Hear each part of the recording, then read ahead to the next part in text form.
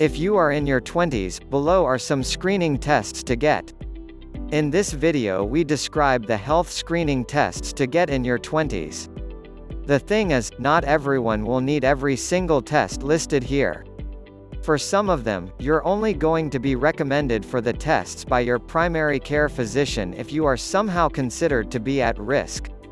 However, these are screenings you can get in your 20s that can help prevent worse problems later. Getting these tests can also aid some decision you will make later in life. Blood pressure test. Blood pressure is the term used to describe the strength with which your blood pushes on the sides of your arteries as it's pumped around your body.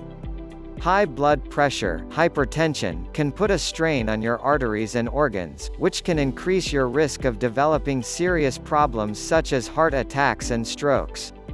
Low blood pressure, hypotension, isn't usually as serious, although it can cause dizziness and fainting in some people. A blood pressure test is the only way to find out if your blood pressure is too high or too low, because most people won't have any obvious symptoms. Having a test is easy and could save your life. High blood pressure affects people of all ages. In fact, having high blood pressure at a younger age indicates that you have a higher probability of developing cardiovascular issues such as heart disease later in life. If you monitor and treat your high blood pressure now, you can prevent so many problems down the line and maybe even save your life. Cholesterol test. Cholesterol is a waxy, fat-like substance that's found in your blood and every cell of your body. You need some cholesterol to keep your cells and organs healthy. Your liver makes all the cholesterol your body needs. But you can also get cholesterol from the foods you eat, especially meat, eggs, poultry, and dairy products.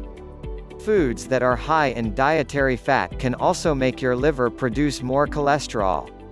There are two main types of cholesterol: low-density lipoprotein (LDL) or bad cholesterol, and high-density lipoprotein (HDL) or good cholesterol.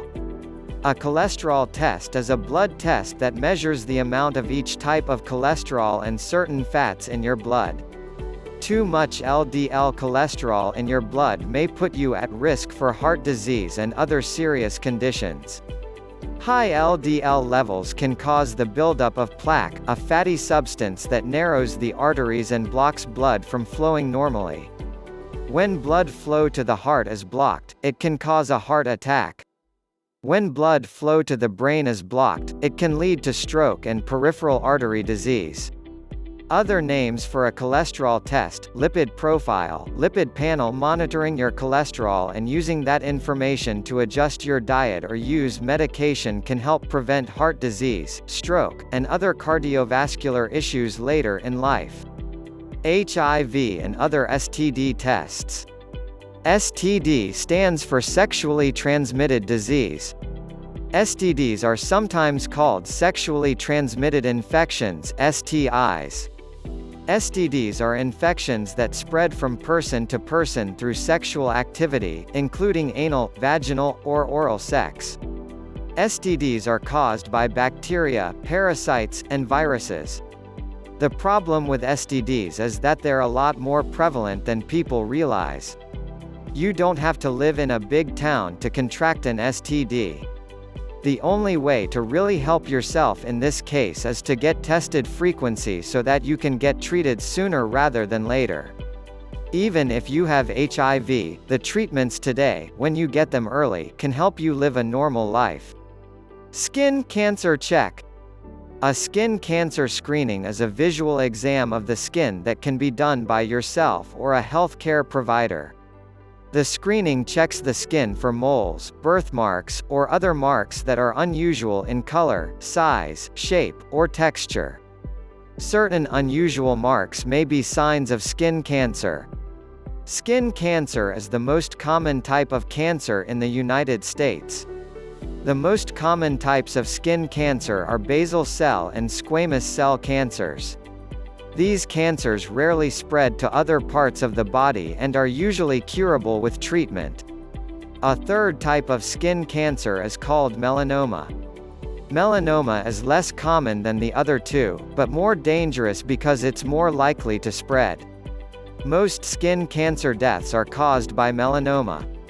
A skin cancer screening can help find cancer in its earlier stages when it's easier to treat. Since you're so young right now, it's not likely that you have skin cancer caused by the environment or sun exposure. However, getting your skin checked yearly is a good idea because you can avoid allowing problems that you don't know about to get worse. Skin cancer is highly treatable with early detection. Breast cancer. While women in their 20s have the lowest incidence of breast cancer, it still happens. Getting screened early can alert you to any issue you have, such as genetic risks and other factors that can contribute to your likelihood of getting breast cancer. To examine your breast, your doctor will check both of your breasts and lymph nodes in your armpit, feeling for any lumps or other abnormalities. You might need a mammogram, an X-ray of the breast. Mammograms are commonly used to screen for breast cancer.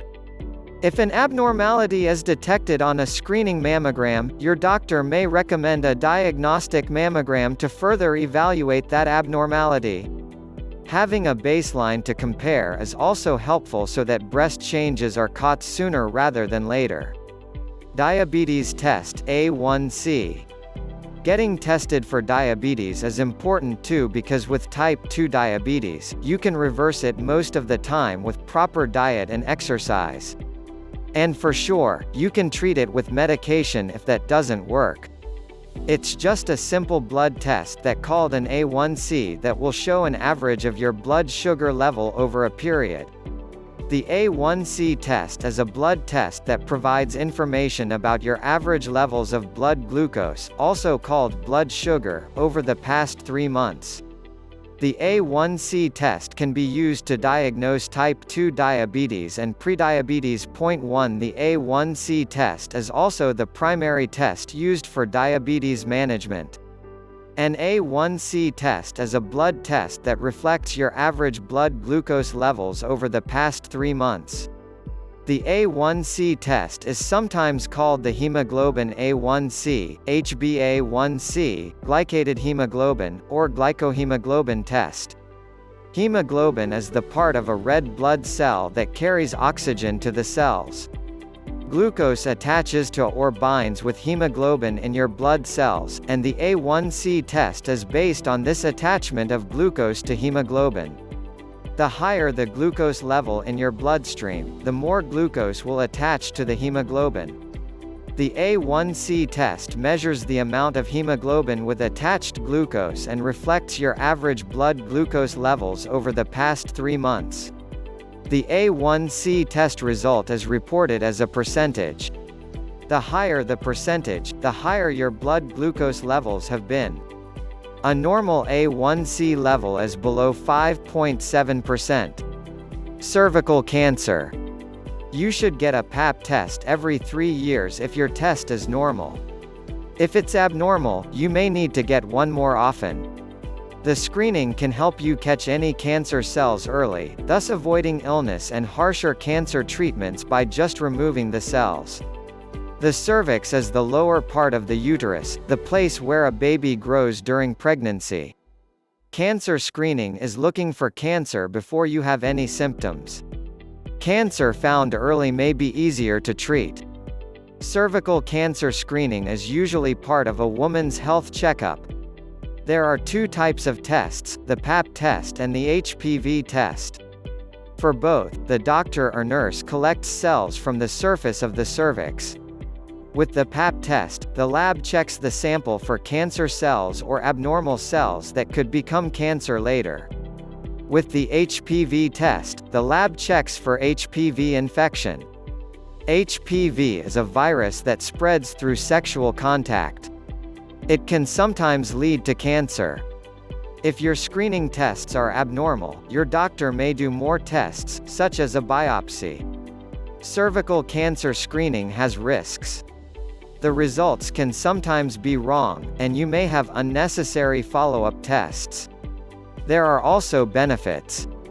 Screening has been shown to decrease the number of deaths from cervical cancer. You and your doctor should discuss your risk for cervical cancer, the pros and cons of the screening tests, at what age to start being screened, and how often to be screened. Obesity test.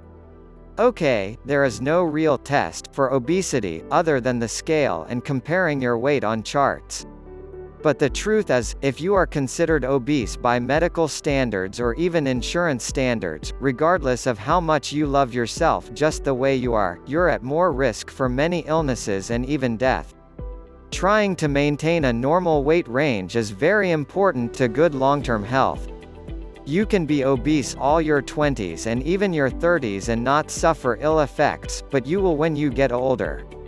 Hepatitis B test and tuberculosis test. Testing for these illnesses, especially if you travel abroad on a regular basis, is a good way to get fast treatment for serious illnesses that will reduce the severity substantially. People do walk around with these diseases without even knowing it, infecting others as well as getting sicker themselves. It's important, no matter how you feel, to get at least one physical each year from your primary care doctor or healthcare professional. By doing this, you'll ensure that you get any important preventative healthcare such as vaccines, while also ensuring anything you have is treated early to avoid complications as you age. The earlier you know your status, the earlier you can start managing it. It's Psychic Fix and we are committed to you.